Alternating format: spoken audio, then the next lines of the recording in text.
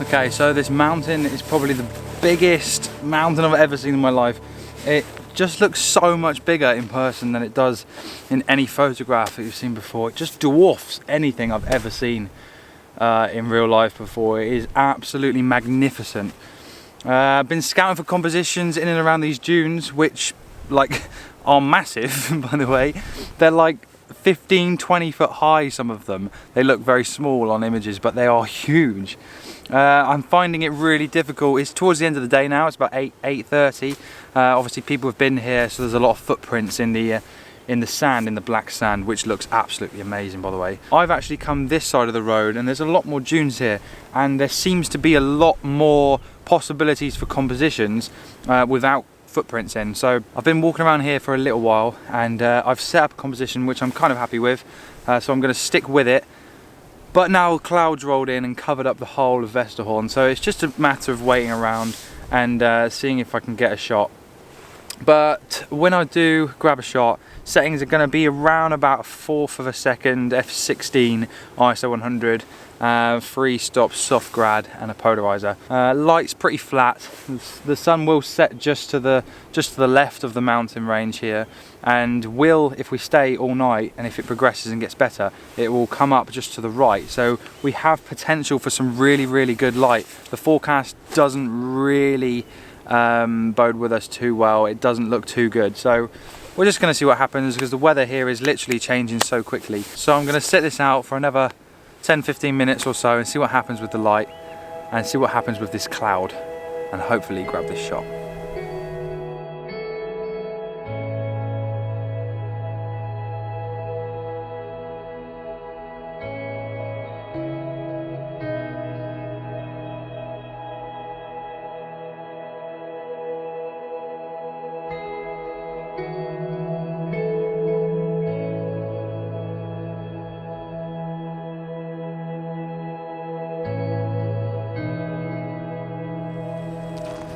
Morning guys, and welcome back. Unfortunately, at Vestrahorn last night, the weather came in really bad just after that shot. And you could see the cloud was kind of starting to develop. I'm absolutely gutted because the weather is looking awful on the east side of Iceland now for the next 4 days, and we're only here for 4 more days.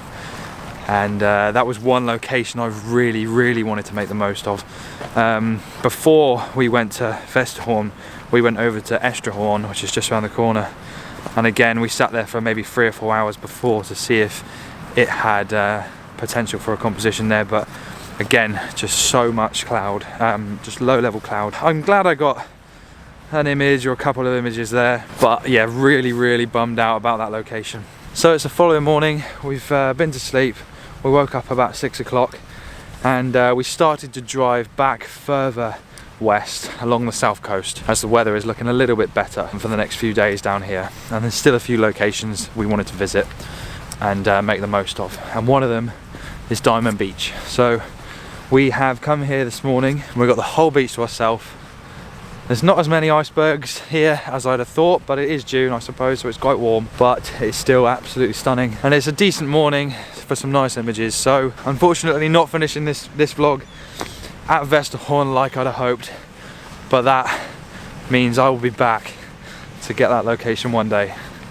So good.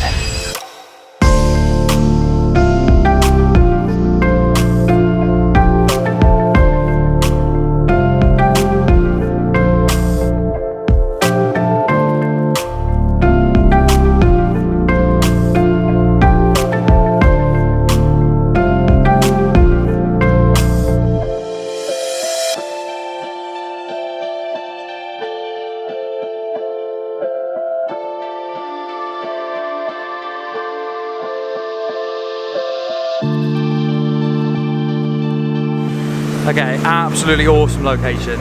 They are literally like diamonds, and that's where obviously it gets its name from, but they're so beautiful and really nice to photograph against the black sand. So endless amounts of compositions here, so I'm just going to mooch around and see what I can get.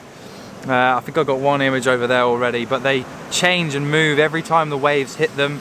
You have to make sure that they're obviously pin sharp, but they move a little bit sometimes, so just about timing and getting it right and picking the right iceberg as well. So shutter speeds are around about 0.4 of a second, f16, f13, ISO 50, free stop reverse on the sky. Got really nice moody clouds at the moment, and it really suits the scene a lot. So try not to get wet feet, and yeah, just enjoying this because it's just epic, absolutely epic.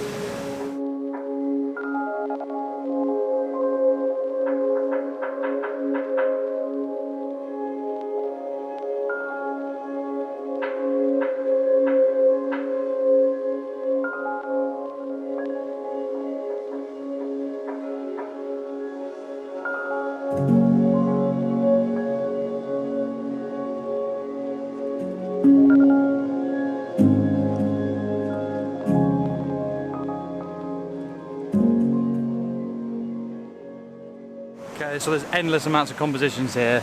It's absolutely gorgeous, but I found this really nice big iceberg rather, not rock. And the trick is you gotta get wet feet, you just have to. To get those wave trails and to get that movement in the wave and to get close enough, you've got to get wet feet. So yeah, as you can probably tell, I've got wet feet.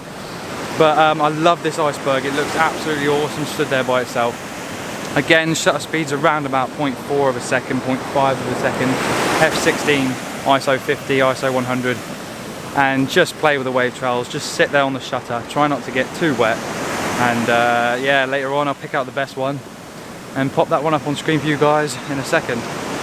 But it's nice to lift the morale after last night. I was really gutted when the weather turned like that, because that was one location I really wanted to make the most of, but this is just as good. This is really nice.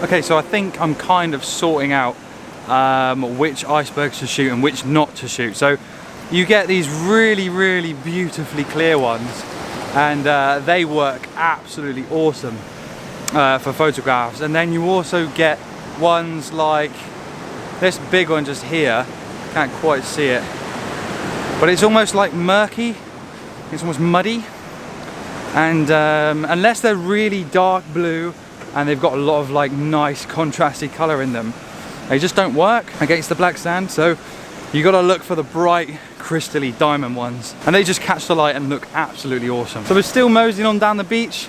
These icebergs seem to go on and on and on and on forever. So let's see if I can get another shot. Iceland is absolutely epic, by the way. I'm definitely going to get the bug for this place, and I can see why people come back and back. It's just so different than anything else I've ever seen before. It's just perfect. It is like a landscape photographer's heaven. It's absolutely amazing. Okay, so I've set up one last composition. I could spend all day here doing this minimalist photography. It's just so beautiful. I found this really nice group of icebergs.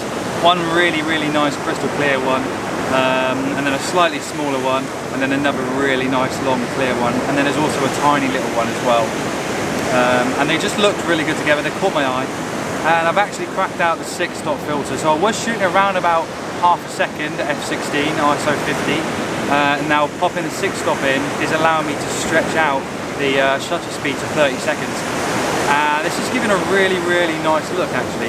These icebergs are not quite being hit by the sea, so there's a little bit of separation between them and the sea, and it just gives that sense of isolation, and like they're sat there alone. So I've got a 6-stop ND in, 3-stop reverse pulling more out the sky, and the polarizer works wonders here. It really brings out the blacks in the sand. So 2-second timer, make sure everything's pin sharp, sit back and let the camera do the work.